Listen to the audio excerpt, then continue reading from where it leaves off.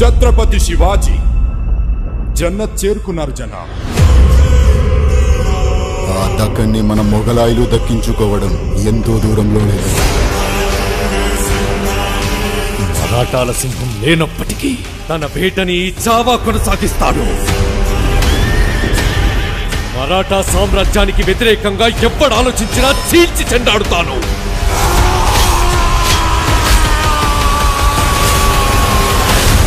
గర్జనకి లొంగకపోతే పంజావేటు తప్పదు. ఛత్రపతి సంభాజీ మహారాజ్ కీ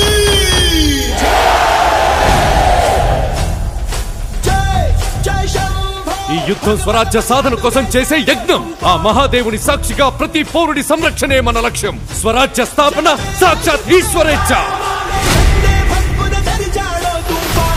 మేము ఔరంగజేబును కలవడానికి వెళ్తున్నాం. కళ్లల్లో కించిత్ చింత కూడా లేదు. భోన్స్లే వంశంలోని ప్రతి మగవారు ప్రళయంతో సమానం. పర్వతాలే అడ్డుకోలేని ధాటిని కంకర్రాలేం చేస్తారు.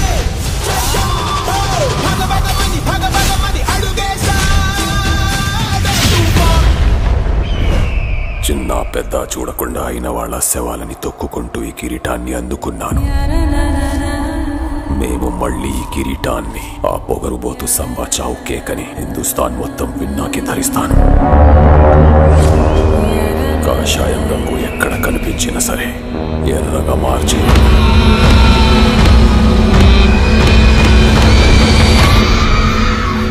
సమయం ఆసన్నమైంది. మెరుపు దాడి చేద్దాం. ఔరంగు నిరంకుశత్వాన్ని కాల్చి బూడిద చేద్దాం. ప్రత్యర్థులు ఎన్ని పన్నాగాలు పన్నినా సరే ప్రతి వ్యూహాన్ని ఛేదిద్దాం. ఛత్రపతి శివాజీ మహారాజ్ స్వప్నాన్ని సాకారం చేసి తీరుతాం. జై భవానీ. నమః పార్వతీ పతయే. హర హర మహాదేవ్.